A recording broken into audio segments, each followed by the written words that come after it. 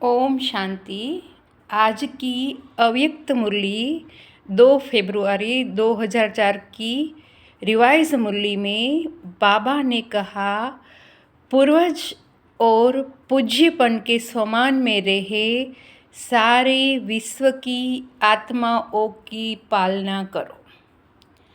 तो पूर्वज जो लौकिक में भी होते हैं वह अपने बच्चों की पालना करते हैं, भोजन से, पढ़ाई से, सभी रीति से पालना के जिम्मेवार होते हैं।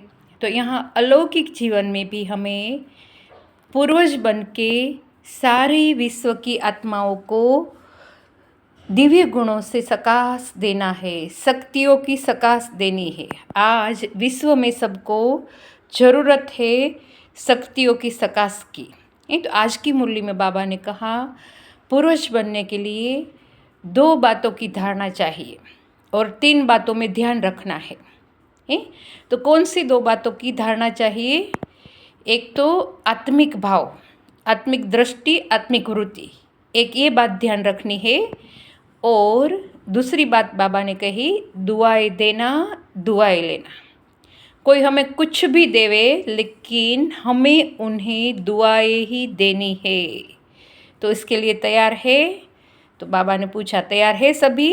कभी कभी नहीं, सदा के लिए कोई कुछ भी देवे लेकिन मुझे उन्हें दुआएं ही देनी है।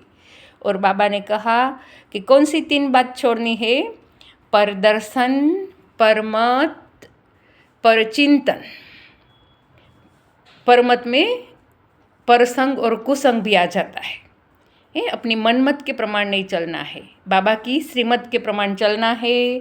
परदर्शन के बजाय स्वदर्शन चक्रधारी बनना है। स्वयं का दर्शन कर स्वयं की कमी कमजोरी को निकालना है और स्वचिंतन करना है, परचिंतन नहीं। तो पूर्वज बन जाएंगे। तो पूर्वज बन सभी की पालना कैसे करेंगे? तो संबंध संपर्क में आओ तो सभी को स्नेह दो, सभी को शांति दो, सभी को सुख दो, मीठे वचन बोलो। तो यही है पालना का स्वरूप। संबंध संपर्क में, कर्मणा में बाबा के निर्विकारी बन के कर्म करना, उसका मतलब भी यही है कि लोभ के वश, मोह के वश, क्रोध के वश हमसे किसी को दुख ना हो। तो यही है कर्मणा की निर्विकारी स्टेज। और बाबा ने कहा है कि मनसा में निराकारी बनना है और वाचा में निरअहंकारी बनना है।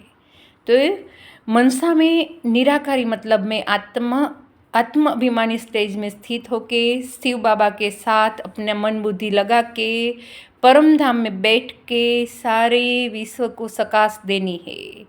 और चलते फिरते कर्म करते भी मनसा से पॉजिटिव वाइब्रेशन फैलाने हैं। और वाणी में निरअहंकारी मतलब निमित्त भाव, मैं ही नहीं कर रही हूँ, बाबा करा रहा है। तो ये 3 शब्द हमेशा याद रखना है, तभी हम पूर्वज बन सकेंगे।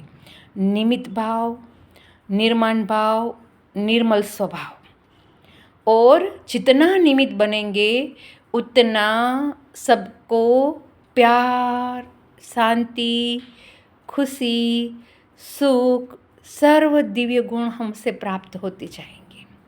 तो आज के लिए इतना।